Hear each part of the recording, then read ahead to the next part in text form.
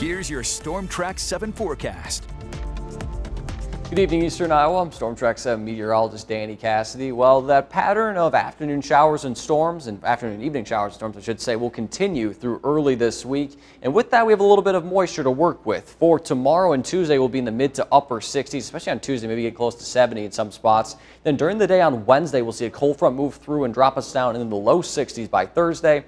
Then we'll jump back into the mid-60s on Friday. And as it always is in Eastern Iowa, especially during the month of July, it's going to be a little bit on the muggy side, so pretty typical for this time of year. Thankfully, at least for now, things are expected to get into the 70s like it was last week with the severe weather when some spots got to 80 for dew points. Along with that, we have very, and I'm emphasis on very light winds. You can see all this blank space, and you're noticing that. Why is that?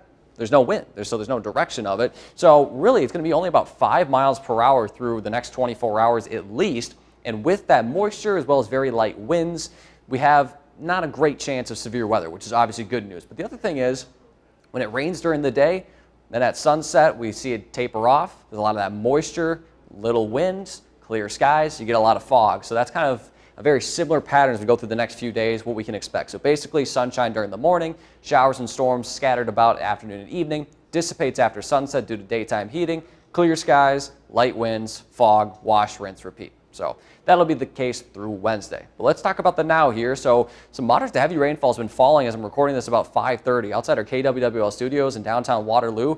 It got pretty heavy at times, getting some ponding on the road. So especially in urban areas and low-lying areas, that could be the case as well. As we head towards sunset, though, again by 10 o'clock, besides maybe a stray shower, we are done for the night and things clear out. Now notice, look at all this fog. Now, especially in areas that are low-lying, kind of valley areas, as well as spots that saw the rain, that's where we could see maybe dense fog at times. So keep that in mind if you head out the door Monday morning.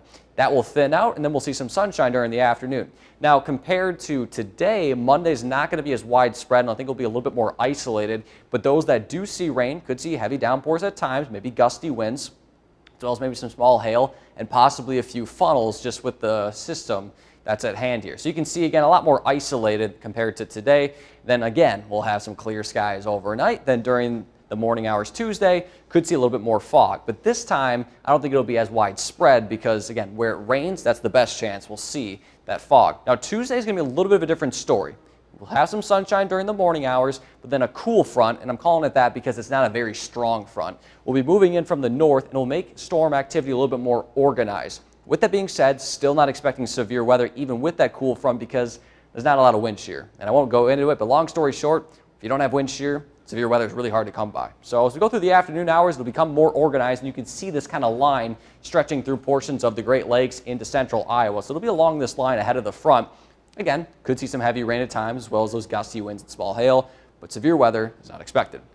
As we go through the evening hours here, again, wraps up Tuesday night. We'll probably see some fog late Tuesday, early Wednesday, and then we'll see maybe some isolated showers and storms Wednesday, but I don't think will be the lowest chance of rain, at least over the next few days. So to recap here, after all my rambling, low to mid 60s here for low temperatures, showers and storms through about sunset, then partly cloudy afterwards, fog, especially in areas that saw rain overnight, and calm winds for us as we head into Monday. For high temperatures on Monday, upper 70s, low 80s, partly cloudy during the morning and scattered storms during the afternoon. I think they'll be less widespread tomorrow than they were today. Your city-by-city forecast for Waterloo, Dubuque, Cedar Rapids, and Iowa City. With that organized storm chance, 60% chance for Tuesday now has been elevated. Wednesday, with the front moving through, I think we'll have a little bit of drier air, so I think storms will be a little bit harder to come by on Wednesday.